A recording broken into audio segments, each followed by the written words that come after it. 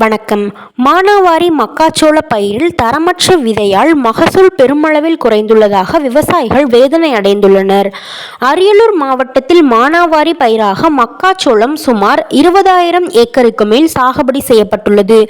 இந்நிலையில் திருமானூர் ஒன்றியத்தில் உள்ள சன்னாவூர், ஆங்கியனூர், பளிங்காநத்தம், பூண்டி உள்ளிட்ட பல்வேறு பகுதிகளில் அட்லாண்டா என்ற நிறுவனத்தின் மக்காச்சோள விதையை விவசாயிகள் அதிகளவில் சாகுபடி செய்துள்ளனர்.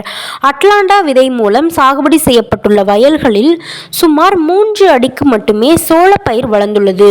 அதில் மிகச்சிறிய அளவிலான கதிர் உள்ளது. ஆனால் சிறியதாக உள்ள கதிரிலும் முழுமையாக மணிகள் இல்லாமல் உள்ளது. இது விவசாயிகளை மிகுந்த அதிர்ச்சிக்குள்ளாக்கி உள்ளது. இதனால் ஏக்கருக்கு 3 மூட்டை கூட மக்காச்சோளம் கிடைக்குமா என்ற நிலை உள்ளது. ஏக்கருக்கு சுமார் 25,000 செலவு செய்து சாகுபடி செய்யப்பட்டுள்ள மக்காச்சோள பயிரின் தரமற்ற விதையால் விவசாயிகளுக்கு பெருமளவில் இழப்பு ஏற்பட்டுள்ளதாக விவசாயிகள் வேதனை அடைந்துள்ளனர். இது குறித்து மாவட்ட நிர்வாகம் உரிய நடவடிக்கை எடுக்க வேண்டும் எனவும் விவசாயிகள் கோரிக்கை விடுத்துள்ளனர். டிஎன் செய்திகளுக்காக அரியலூர் மாவட்ட செய்தியாளர் SP ரவிச்சந்திரன்.